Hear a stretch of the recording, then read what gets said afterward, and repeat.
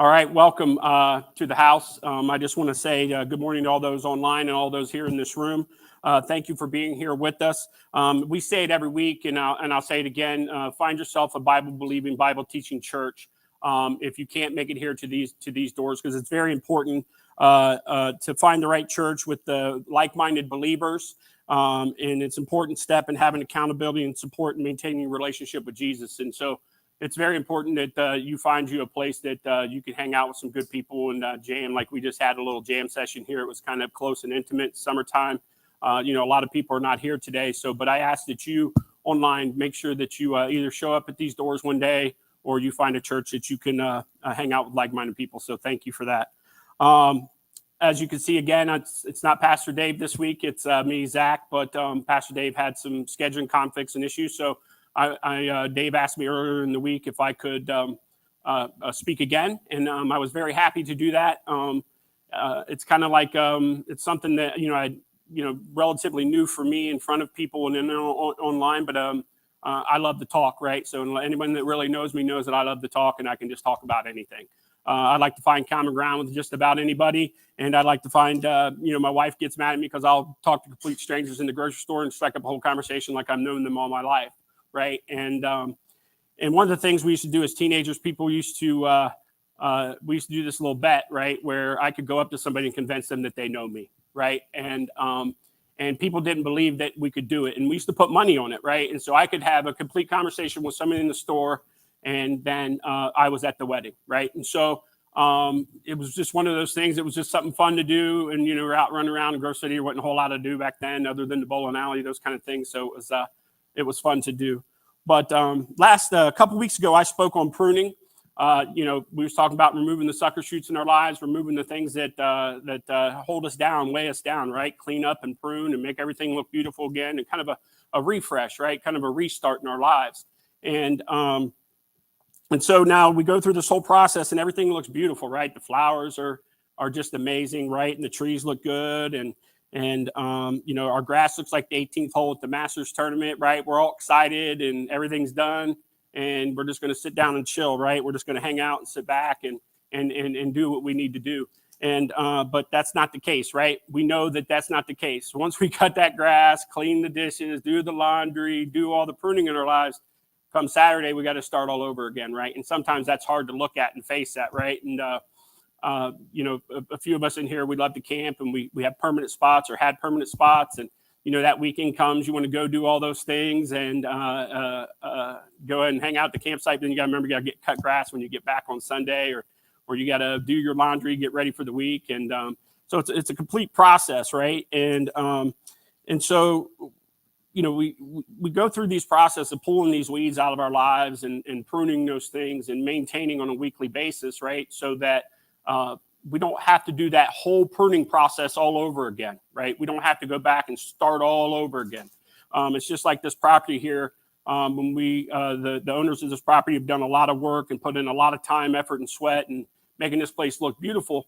But if they didn't maintain it, right, what was the point of doing all that, right? What was the point of going through and doing this complete refresh, but then we're not going to maintain it, right?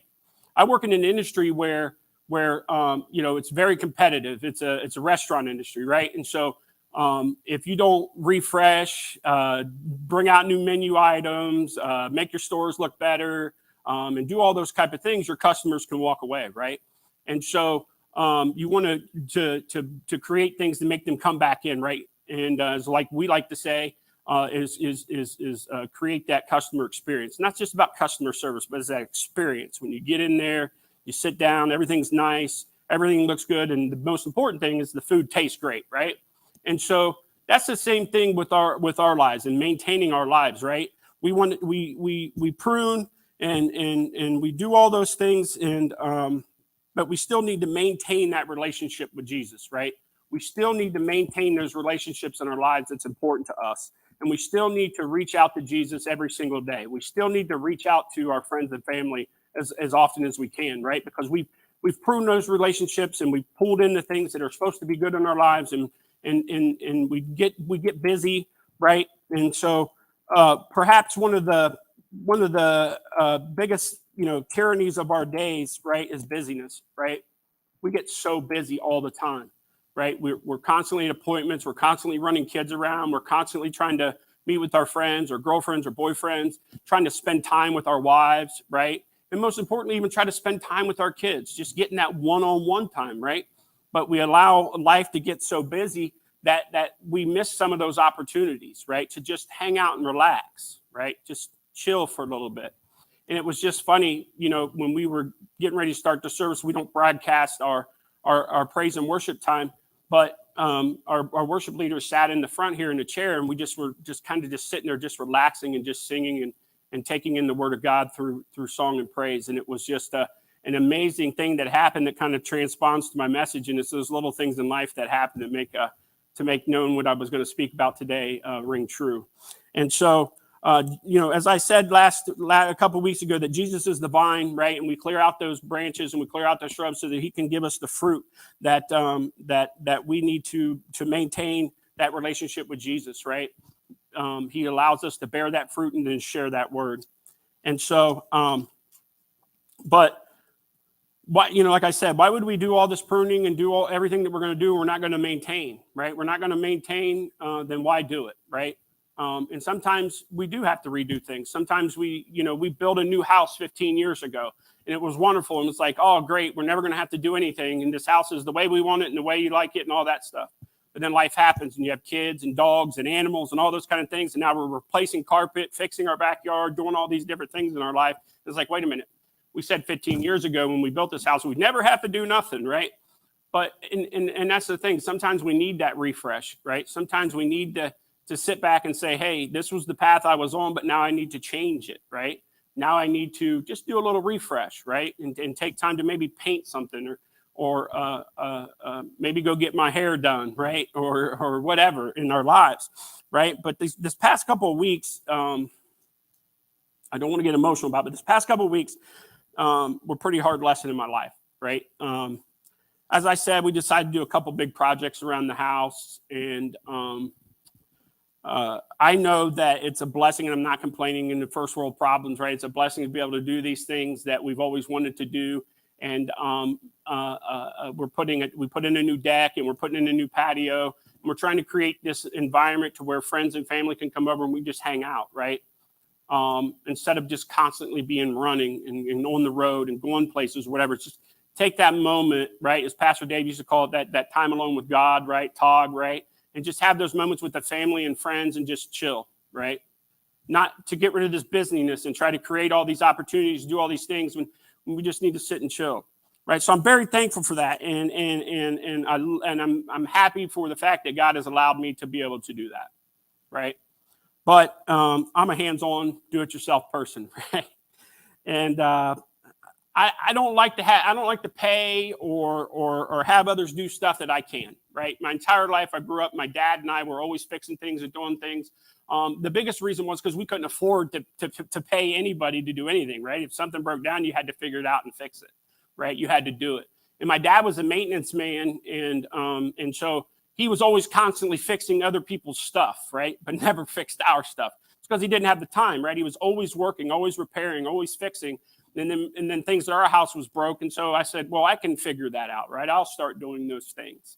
And so at a very young age, I used to take stuff apart, right? And put it back together and try to figure out how things work. And even at 12, I don't know if I've ever mentioned this before, but even at 12, I used to go around and charge people, because that's back when VCRs came out, right? And everyone was like, what is this new crazy machine, right? And there was like a VCR, for anybody online that don't know what that is, it's a tape that you put in the machine and it plays your movies or whatever, right? But then it came out, right? You can record your television shows during the day, the world's first DVR, right? So you had this little code in the television guide that came in the mail every week, and it said when your shows are going to be on, and so you could program this number into your VCR, right? And you could record your soap operas, right? And so everybody's like, oh my goodness, I can record these shows, I can do these things from this amazing device that has happened, right? And so I figured out pretty quickly at a young age how to do that. So I used to go around and people would pay me to program their VCRs, right? And then this thing called cable came out, right? And you used to get this little box. It was called Cube. I'm doing, it's, I don't know if anybody remembers that, but it was like a giant remote. The cable went to your television, right? And you could change the channels from sitting on your couch, right? As a young kid, I was the remote. I would sit at the TV. My dad would say, change the channel, change the channel, change the channel. And literally, I was the remote, right? And so but this cube box transformed everything, right? This cube box had like 10 buttons down each side, and you push the different buttons and it would go to the different channels, right? Well, me, alone at home one day, I was bored. I decided to take the cube box apart, which later on my dad was very mad about until he found out I figured out how to bypass the signal and you got all the channels for free, right? And he was like, what did you do? I said, I figured out how this connects, and I put a piece of foil here and then put a wire to this jumper, and it allowed all the channels to open up, right? And some of the channels probably shouldn't have opened up, and so I had to undo that thing. Because they had some other buttons on there that was strictly for other people. But I figured that out. Well, the words quickly spread that Zach knew how to bypass all the channels. Now, highly illegal probably then and still is today. But I didn't know any better. I was just a 12-year-old kid. So I started making money changing the cable TV boxes so everybody got all the free channels. And it was an amazing thing, right, for me, because I thought, hey, look what I'd done, right? And so I was doing this to one, occupy time, and one, to make money. And my brother and I, we were always trying to make money doing things just by like cutting grass or whatever. And then I was like, hey, cutting grass is a lot of hard work, but to program a VCR and hook up the cable was an amazing thing. And I made good money, and I didn't have to work very hard at it. And so even still to today, I get phone call after phone call of friends and family, come fix my TV. It's not working. The cable went out. The internet went out. Right? Wi-Fi is not working or whatever. And so over the years, I've learned to do all these things, but I do it and I help these people out. And it's an amazing thing when, my grandfather, he was in his 80s and I taught him how to use a computer, and he was just like, this is crazy, a computer. Right. And like I've talked to my kids about these things and just figuring things out and being curious. Right. And I think a lot of times that's the way we are with our relationship with Jesus. We're just curious, right? Like, we want to do more, right? We want to maintain that relationship, and we want to get more involved and do the things that we want to do. But we get so busy in life that we're like, hey, we get focused on X, Y, Z, right? Or we get focused on this because we have things in our lives that we want to do, right? And there's nothing wrong with that, right? There's nothing wrong with wanting to be passionate about something, right? I know people that are passionate about golf. I know people that are passionate about camping. I know people that are passionate about hunting and fishing and all those kind of things. And I think God gives us those things so that we can just relax, right? Doing things that we love, right? And being passionate about something, right? And I think that's completely fine. But also, when we have that passion for something, right, and we get so involved and so maintaining that relationship with that passion, and sometimes we forget about Jesus, right? Sometimes we forget about that relationship. Sometimes we forget about he's the reason why we're able to do all the things that we do, right? I'm an accountant by trade, but I love to build things. I love to construct things, right? I love to just tinker with things, right? And but I've been fortunate in my life to be able to kind of do both things, right? And it's been an amazing life. I can't complain about it whatsoever. But I get into all this and say all these things because this past weekend and yesterday even, I was tired, right? I was really tired. I was got up real early. I tore down the old deck and had the big pile of wood. Now we wanted to get it cleaned up. And I get out there, it's like 7 o'clock in the morning, and I knew it was going to be a hot day, so I loaded my truck with all this debris and wood and strapped it down. I mean, I had this giant pile hanging up. It looked like I went around and collected this stuff off a curb, right? So I go take that to the dump, and I come back with all these bags of gravel and doing this pathway and all this stuff. And I'm on my hands and knees, and I'm spreading gravel. And I was hot, and I was frustrated. And my wife is very good at knowing when I'm frustrated, right? She either does one or two things. She asks me what is wrong, right? Or she'll say, how can I help? Right? The majority of the time, she'll say, how can I help? Right? And I'm there on my hands and knees, and I'm spreading this gravel, and I looked up, right? And I didn't know what to say, right? I was mad, I was frustrated, I'm sweating, I didn't have the answers, and I was looking up at her and I was like, I really didn't know what to say. And part of the reason is because I don't like to ask for help, right? I like to do it, right? Because I'm a perfectionist, I'm a neat freak, right? I have OCD, I have triple HD, ADHD, right? Like I like to do stuff my way or it's the highway. And so I've always been afraid to ask for help because a lot of times I'll go back and redo what somebody did when they're not around because it wasn't the way that I wanted it, right?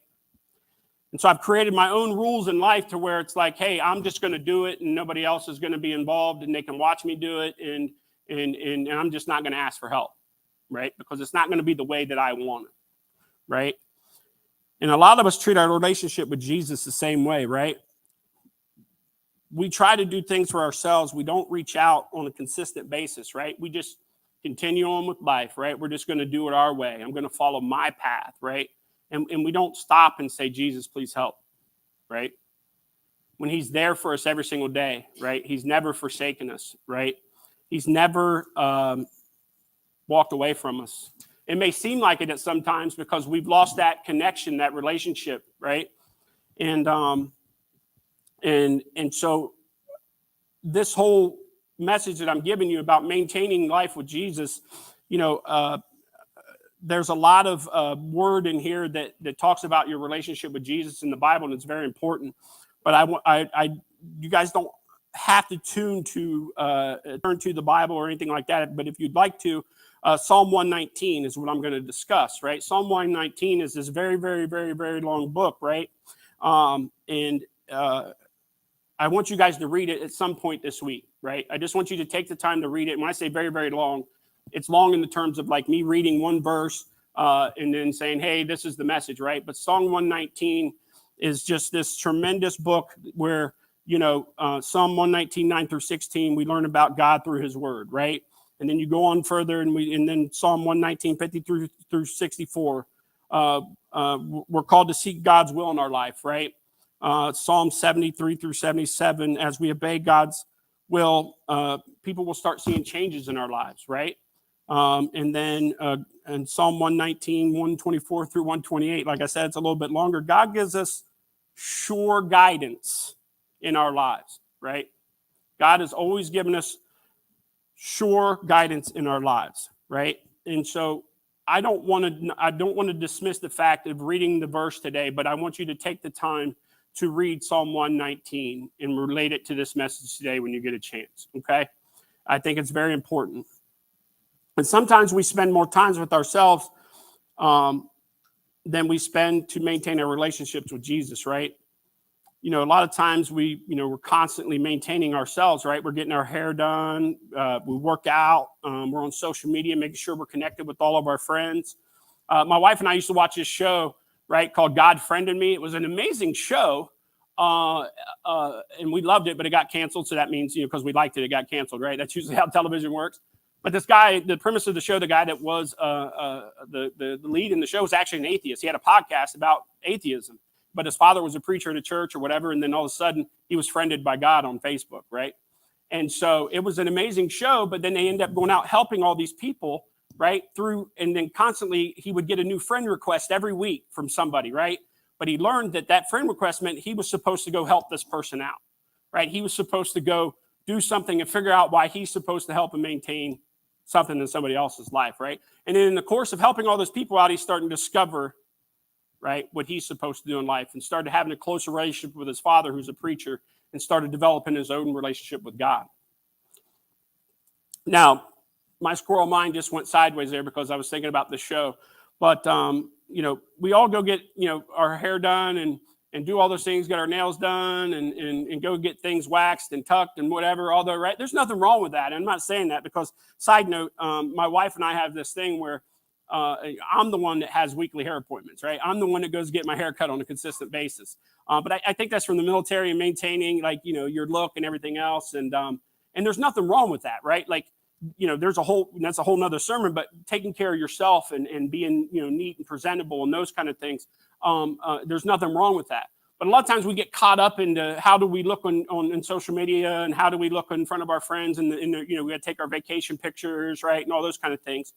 And so, we look at our outward appearance a lot more than we do our inward appearance, right? Like if we spend as much time on our inward appearance as we did our outward appearance, right? And because there is that balance, right? What would your life look like, right? What would your life look like if you took more time to heal your heart, right? Or to mend your relationship with Jesus, right? And what would your life look like if you were able to spend as much time on your relationship with Jesus as you do your life period, right? Going to work and working out and doing all those things, right? Now, there are some of us though, right? Like that I wish would bathe a little more, right? Or maybe get their hair cut or whatever the case would be. And I'm not making fun of those people. I'm just saying, like, they get busy and caught up in life, and they just, that's not a priority to them, right? And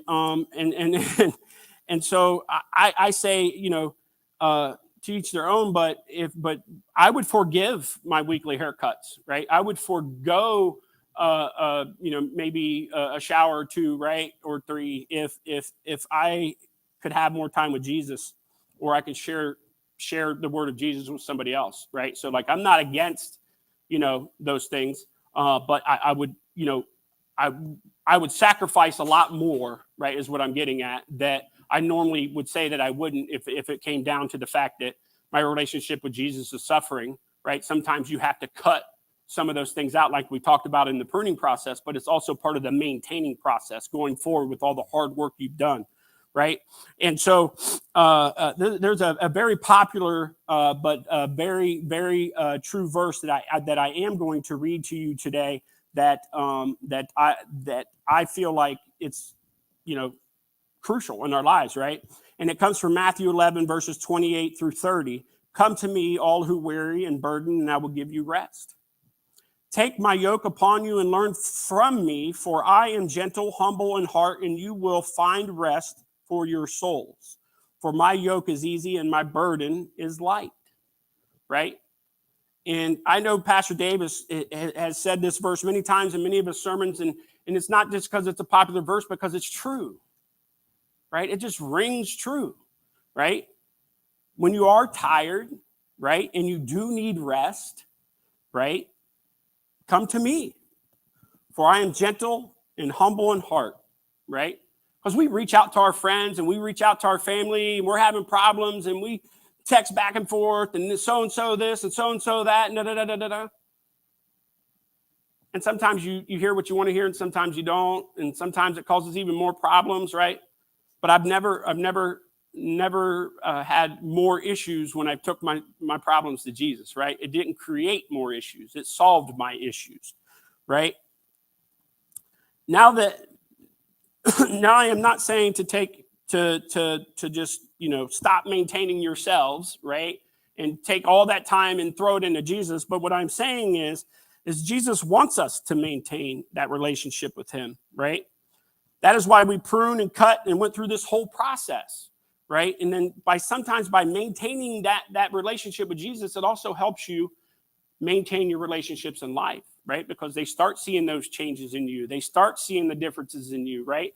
And everything that's going on. Now, I was trying to write a list of like things that could help us maintain our relationships with Jesus, right? It's like, some people might be new to the faith and say, well, how do I maintain that relationship?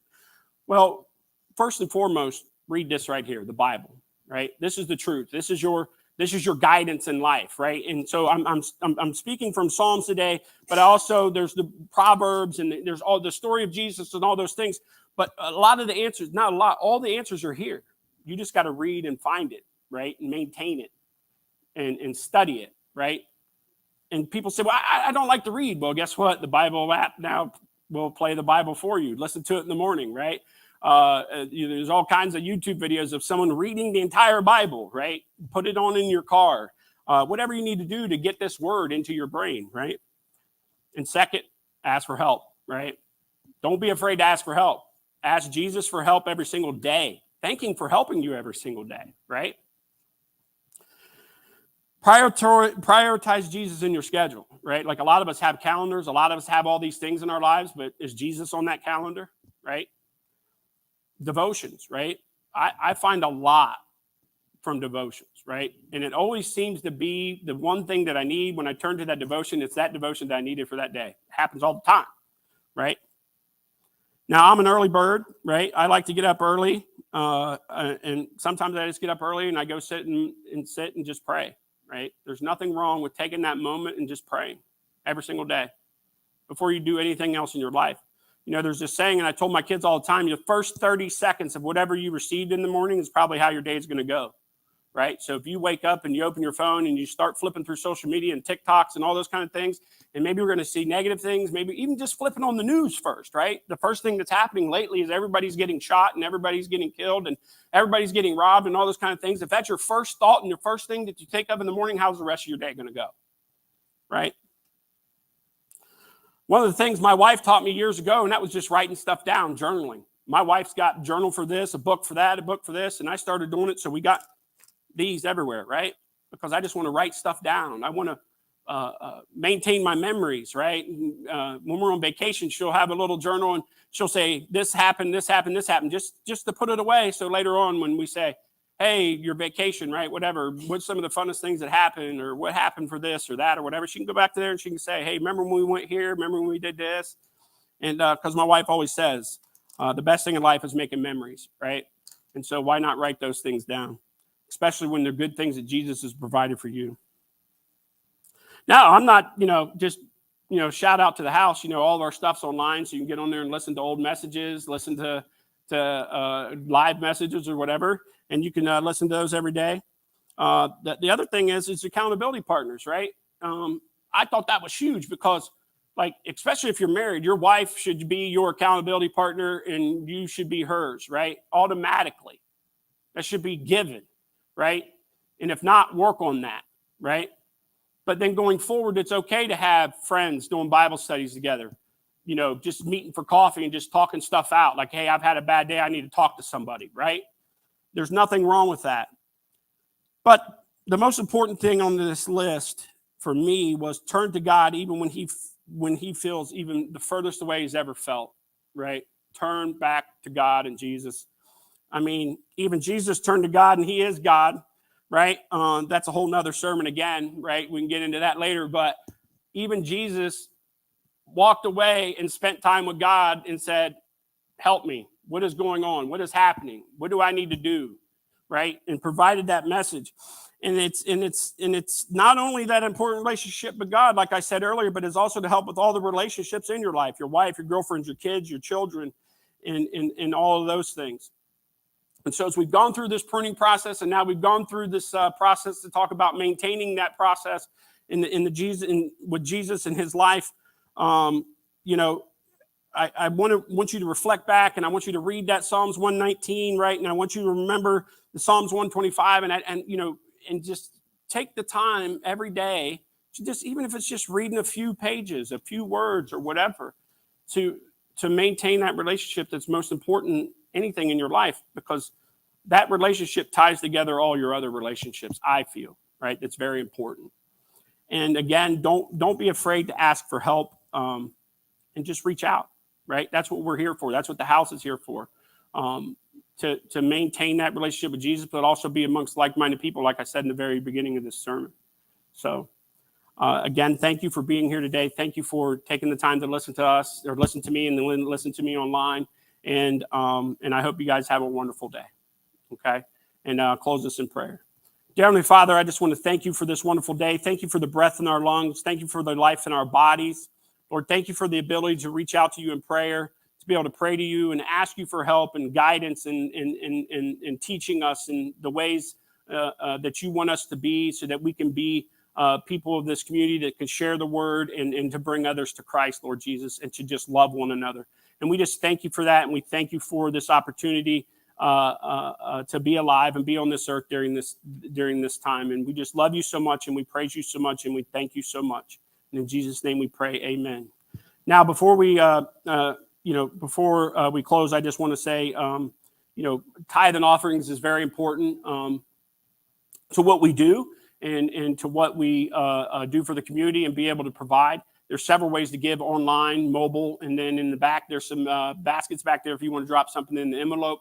Again, as Pastor Dave says all the time, we're giving it all away, right? We found opportunities, we found resources to help us grow, but also we need to maintain that, right? And so it's important to keep the lights on and those kind of things. And so anything that's left over, we do truly give away. I said a couple weeks ago, but why we do that? And again, it's just to bless the community and be able to help the people that we're around. So thank you. Enjoy your wonderful, hot, steamy Sunday.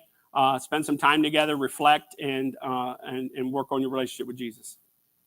Thank you.